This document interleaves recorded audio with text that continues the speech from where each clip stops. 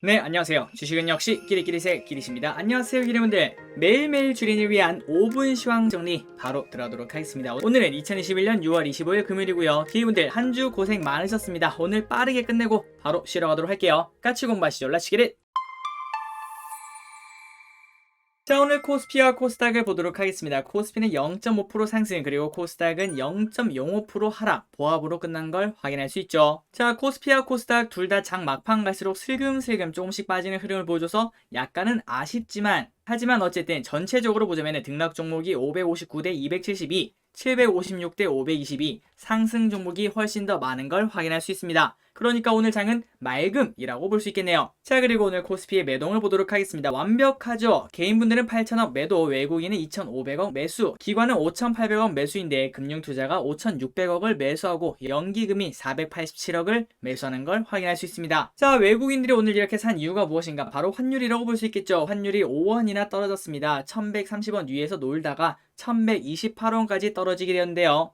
그런데 아직 차트를 보시면 아직도 위에 있는 걸 확인할 수 있죠. 아직까지는 방심을 할 수는 없을 것 같습니다. 자, 다음으로 개인 외국인 기관이 무엇을 샀나라는 걸 보도록 하겠습니다. 자, 개인분들은 카카오, 네이버, SK이노베이션, 아모센스, 고버스, 셀트리온, 아모레퍼시픽, 동국제강, 셀트리온 헬스케어, 현대제철, 코오롱 인더순으로 매수했고요. 자, 여기서 특이점이 무엇인가? 카카오 네이버를 매수했고, 그리고 아모센스를 매수했다는 점. 오늘 상장한 기업입니다. 지난번에 기억나시죠? 그때 경쟁률이 100대 1이었나요? 그 정도로 엄청나게 낮아서 그냥 이거는 안 하는 게 좋겠다라고 생각을 했는데 꼭 이런 게 또 상한가를 가네요. 하지만 이거는 그냥 결론적인 이야기입니다. 그렇기 때문에 이거를 하지 않으셨다고 너무 아쉬워하지 않으셔도 될 것 같습니다. 그리고 개인분들이 무엇을 매도했나 그걸 봤더니 1등이 SK하이닉스, 2등이 삼성전자를 매도한 걸 확인할 수 있죠. 반도체를 매도하는 걸 확인할 수 있습니다. 그 말은 외국인 그리고 기관이 반도체를 매수했다는 말과 마찬가지겠죠. 한번 보도록 하겠습니다. 자, 외국인들의 순위를 보도록 할게요. SK하이닉스, LG화학, 신풍제약, HMM, 고버스, 효성첨단소재, 호텔신라, 페노션, 이마트, 포스코, 한국금융지주를 매수했고요. 그리고 기관은 삼성전자, SK하이닉스, 두산인프라코어, 삼성 SDI, SKIT, 하나금융지주, 기아, KMH, 신한지주, 마지막으로 LG전자를 매수했습니다.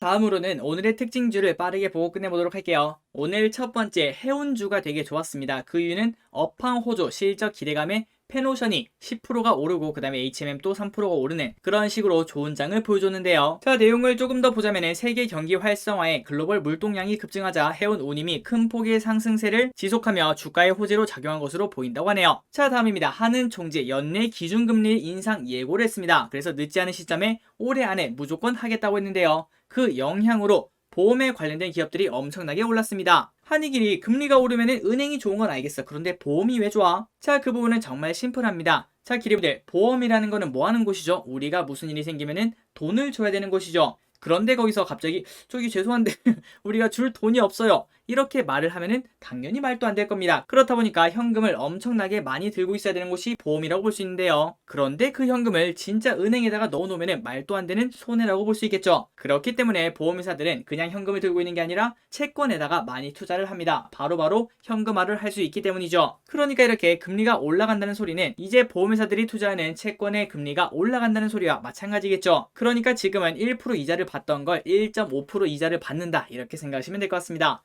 그 영향으로 오늘 보험주가 흐름이 좋았고요. 자, 그리고 오늘 은행도 좋았습니다. 방금 위와 같은 이유도 있었겠지만 그거 플러스 은행권 배당 족쇄 풀린다. 은행주 일제히 강세. 중간 배당을 나선다는 거 기리분들이 알고 계실 거라고 생각해요. 그런데 이제 그게 기정사실화가 되었습니다. 그렇다 보니까 이렇게 주가가 좋은 흐름을 보여줬네요. 다음으로는 최근 들어서 주가 흐름이 좋지 않았던 이마트가 오늘 5% 넘게 상승을 해냈습니다. 자, 이렇게 오른 이유가 무엇인가? 바로 이베이 인수 이것 때문에 올랐다고 하는데요. 그렇다고 하기에는 이때까지는 왜 떨어지다 갑자기 지금 오르지? 이런 생각은 해볼 수 있겠지만 이게 바로 주식인 걸 어떡하겠습니까? 자기 마음대로 움직이는 강아지와 같다라고 볼 수 있겠죠. 자, 어쨌든 오늘 이베이 인수 때문에 이마트 신세계가 오늘 상승을 해냈다고 합니다.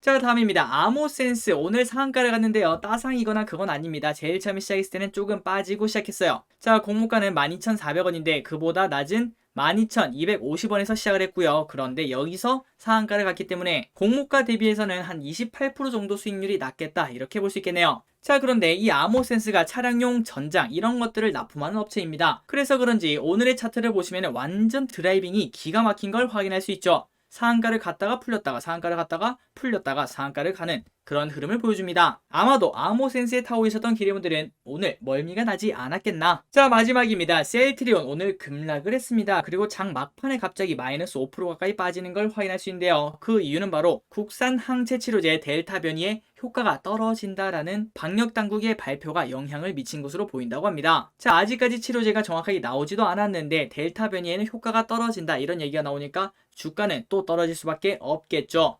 오늘은 코스피가 3,300을 뚫고 올라간 역사적인 날이며, 그리고 오늘은 금요일 아니겠습니까? 내일은 쉬는 날이라서 많은 기대분들의 기분이 좋겠다라고 생각을 해볼 수 있을 것 같은데요. 하지만 셀트리온을 보유하신 기대분들은 오늘 장 막판에 아유 이게 또 뭐야 이런 생각을 했다라고 볼 수 있겠네요. 자, 지금으로서는 그냥 방역당국의 발표일 뿐이니까요. 아직까지 결과는 나오지 않았습니다. 셀트리온 주주분들 조금 더 힘내시기 바랍니다. 자, 시황전이 여기까지 끝났습니다. 오늘 또 같이 공부해주셔서 진심으로 감사드리고 조금 뒤에 뉴스도 봐주실 거죠? 지금까지 기리셨습니다. 빠이요.